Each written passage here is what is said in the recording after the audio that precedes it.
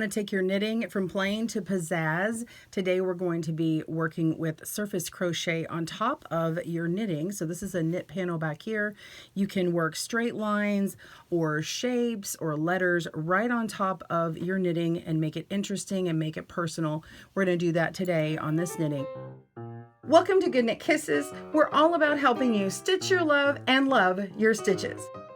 This video, we'll be working a straight line to look like this notebook paper here on our knitting, and you can get the pattern for the crochet down below, but also videos on making shapes on top of crochet. It's the same exact thing on top of knitting, except it just has a little bit different stitches. So my tip to you is watch this video to see what it looks like on top of knit stitches, and then go to the video for making different shapes and things.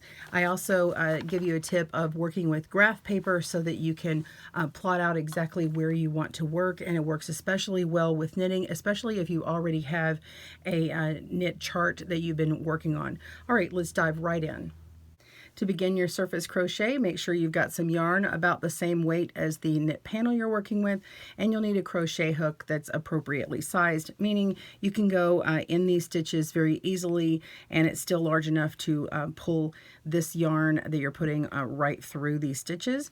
And that's really all you need. Some extras are some stitch markers. So here in this case I have measured to a certain length in order to get a straight line going up, and I've gone ahead and pre-measured all of these stitches and put in some stitch markers to kind of guide me. What's great about the knitting is you've got these columns, and so once we pick a column we're going to work with, it's easy to go just straight up and it won't have much wiggle room, but these are nice visual reminders. Let's begin. We're going to get our yarn out and make a slip knot, however is easier for you.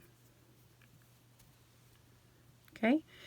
So we're going to come right below where this stitch marker is. I'm going to move over to the left, and you can see this column of stitches. I'm going to follow that right on down to right above where our cast on row is, or actually this is my bind off just because it's worked upside down. So your bind off or cast on, whichever one you want to do. And I'm going to come to the back and grab this slip knot and tighten it. Not too tight.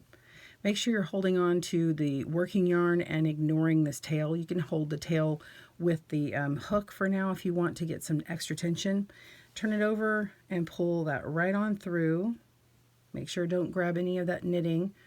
Okay, and now we want to come up one stitch. So just go right over this purl stitch or whatever you've got there, just into the next stitch. Make sure that there's at least 1 to 2 stitches above. I'm going to go grab this yarn. So yarn over, and we're going to be pulling this up. Okay, so we've got our new color, and we've got 2 loops on the hook. We want to slip the first stitch over the second stitch. So we just turn our hook and slip, and that creates that nice little teardrop there. Okay, a little chain. Okay, the more we pull on our working yarn, the bigger this loop or chain is going to be. So you can choose to skip several rows at a time and make it really large. You can just go 1 row at a time and make it small, but whatever you do, make sure that it is loose enough to accommodate for these stitches, because your knitting is going to be nice and stretchy, right? But this line, whatever you do, is not going to be stretchy. It's an embroidery and it's not meant to be stretchy. So be careful of that. If you choose to do smaller stitches, that will work out to be a little bit stretchier to go with every single stitch as it goes, rather than something big that you may need to make sure that you give it enough length to accommodate for some stretch.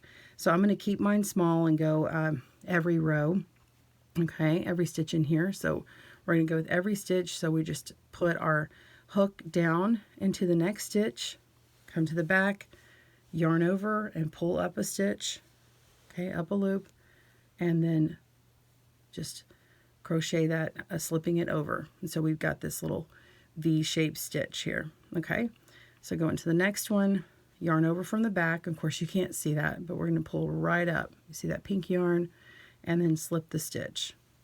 So you can keep checking, making this kind of straight up and down and seeing that you're following that column, but the knit stitches are really easy to see. I think they're actually easier to see than when you're doing it with a crocheted panel. Okay, so just keep going on up until you come to the end. When you come to your last stitch, you're just going to pull the last one on through and then make a large loop, and be sure and clip your yarn like that, and then pull it all the way through, and then just use your hook or a tapestry needle to pull it to the back, that tail, and then you'll just weave in your tail as you normally would with your tapestry needle.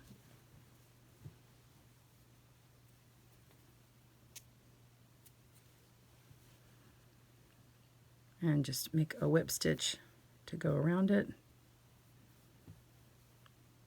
Just whip stitching around that same color that you used. And you'll want to go in a couple different directions just to make sure it's woven in really well. So I go down about halfway of what my tail is, turn around and come back, and make sure and go right through the middle of that yarn so that it's locked in really well. Kind of pierce through that yarn a few times, and then you clip it, and you're all done. You can see how it maintains this stretch when you keep the stitches small. Isn't that nice? Well, I hope you've enjoyed this video on Surface Crochet. To get the patterns for loom knitting or needle knitting this blanket, click on the links down below, and for more videos on how to make the little punch circles that go on there as well. Thanks for joining us today, where we help you stitch your love and love your stitches. See you again soon.